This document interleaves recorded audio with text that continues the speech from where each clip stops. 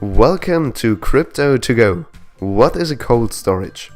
It is a crypto wallet which is not connected to the internet, so it is stored offline. Basically, there is a gap between the wallet and the source.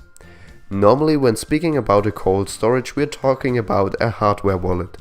But a paper wallet is a cold storage too, as both are using offline generated private keys. There are quite a few cold storage out there. Personally, I would recommend you the Ledger Nano S to start with, as this one is pretty easy to use and does everything what's needed to keep your coins safe. Furthermore, you need to write down your offline generated private key and store it safely. If you follow this advice and keep your chosen password private and offline too, your cryptos will be secured for hackers.